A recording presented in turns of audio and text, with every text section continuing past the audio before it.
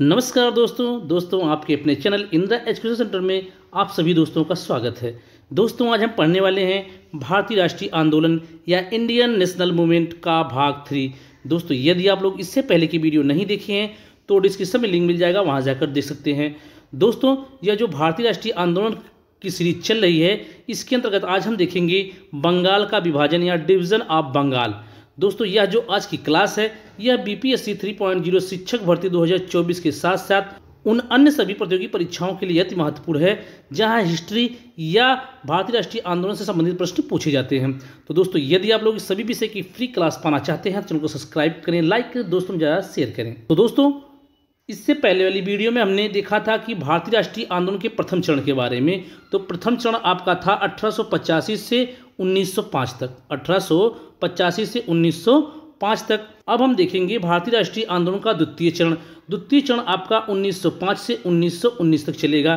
तो दोस्तों 1905 से 1919 तक जितने भी आंदोलन हुए हैं हम उनको बारी बारी से देखेंगे। दोस्तों भारतीय राष्ट्रीय आंदोलन के प्रथम चरण में सबसे पहले देखेंगे बंगाल विभाजन को, कि बंगाल का विभाजन क्यों हुआ था या कब हुआ था या किसके द्वारा किया गया था या इसके कारण क्या थे।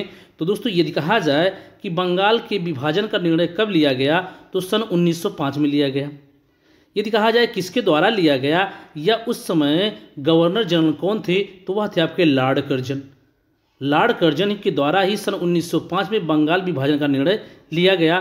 तो यह सवाल उठता है कि बंगाल विभाजित करने का निर्णय क्यों लिया गया, इसके कारण क्या थे या लॉर्ड कर्जन द्वारा क्या कारण बताए गए। तो कारण बताया गया कि प्रशासनिक असुविधा। क्या बताया गया?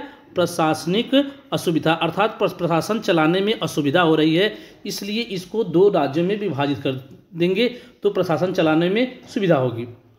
तो दोस्तों बंगाल विभाजन का प्रस्ताव 3 दिसंबर 1903 को ब्रिटिश संसद में रखा गया। तो दोस्तों पूछे कि बंगाल विभाजन का जो प्रस्ताव था वह ब्रिटिश संसद में कब रखा गया तो 3 दिसंबर 1903 को।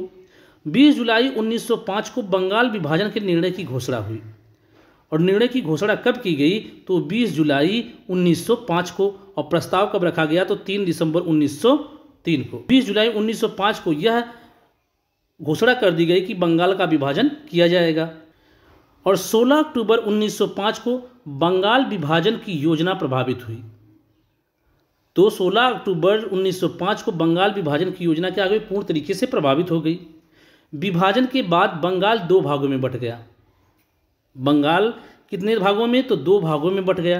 पहला आपका जो था वह था पूर्वी बंगाल और दूसरा आपका था पश्चिमी बंगाल। पहला पूर्वी बंगाल, दूसरा पश्चिमी बंगाल। तो दोस्तों अब देख लेते हैं कि पूर्वी बंगाल के अंतर्गत कौन कौन से क्षेत्र आते थे और पश्चिमी बंगाल के अंतर्गत कौन कौन से क्षेत्र आते थे। तो दोस्तों जब बंगाल को दो भागों में बांट दिया गया कि जो प्रथम भाग है वह पूर्वी बंगाल है और पूर्वी बंगाल के अंतर्गत पूर्वी बंगाल और असम सम्मिलित थे। असम क्षेत्र सम्मिलित था।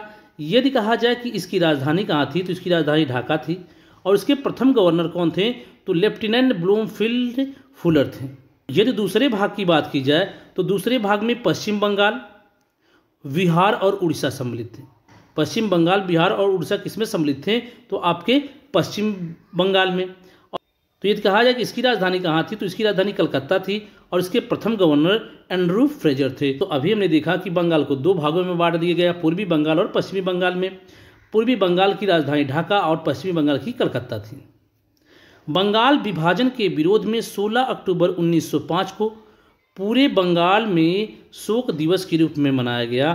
तो दोस्तों जब 16 अक्टूबर 1905 को बंगाल विभाजन पूरी तरीके से प्रभावित हो गया तो उसी दिन 16 अक्टूबर 1905 के ही दिन पूरे बंगाल में शोक दिवस के रूप में मनाया गया। दोस्तों यह ध्यान रखिएगा कि शोक दिवस कब मनाया गया तो 16 अक्टूबर 1905 को। रविंद्रनाथ टैगोर के आह्वान पर इस दिन को राखी दिवस मनाया गया।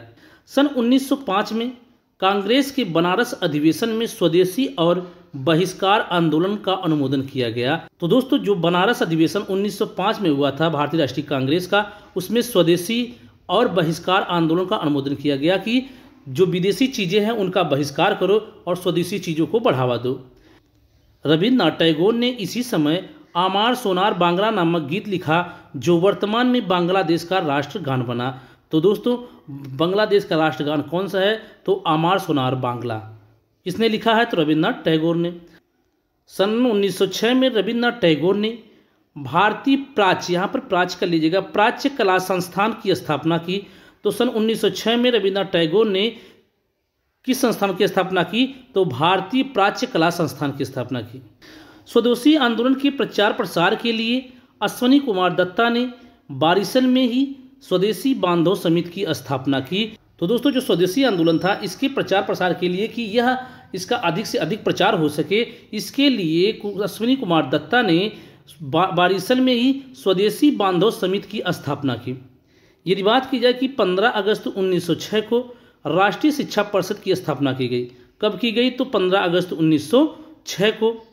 और आचार्य प्रफुल्ल चंद्र राय ने बंगाल केमिकल स्वदेशी स्टोर खोला। स्वदेशी आंदोलन को बढ़ावा देने के लिए ही बंगाल केमिकल स्वदेशी स्टोर खोला गया। किसके द्वारा? तो वह आचार्य प्रफुल्ल चंद्र राय द्वारा।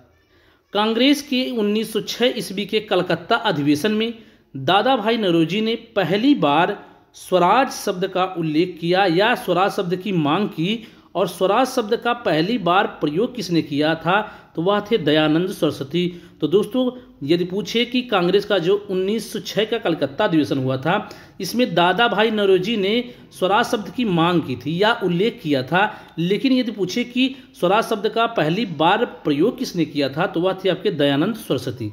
स्वदेशी आंदोलन का नेतृत्व दिल्ली में सैयद हैदर राजा, मद्रास में चिदम्बरम पिल्ले, पुणे व मुंबई में तिलक, बंगाल में लाला लाजपत राय ने किया।